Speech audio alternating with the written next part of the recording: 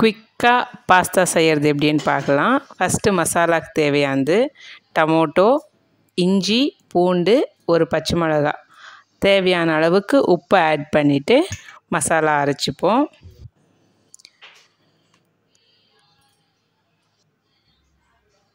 கடாயில் 2 ஸ்பூன் எண்ணெய் விட்டு கட் பண்ணி வச்சுருக்கிற வெங்காயத்தை ஆட் பண்ணிவிட்டு அது நல்லா வதங்கின பிறகு அரைச்ச மசாலாவை சேர்த்துட்டு அதுக்கு தேவையான spices turmeric, garam masala, chicken masala, Kashmiri chilli powder, தேவையான அளவுக்கு சால்ட் ஆட் பண்ணிவிட்டு பச்சை வாசனை போகிற வரைக்கும் நல்லா வதக்கிட்டு பாயில் பண்ணி வச்சுருக்கிற பாஸ்தாஸை அதில் ஆட் பண்ணிவிட்டு ஒரு 2 மினிட்ஸு அந்த மசாலாலே நம்ம விட்டோம்னாக்க அதுக்கப்புறம் அது மேலே கொத்தமல்லி தூவி நம்ம சூடாக சர்வ் பண்ணலாம்.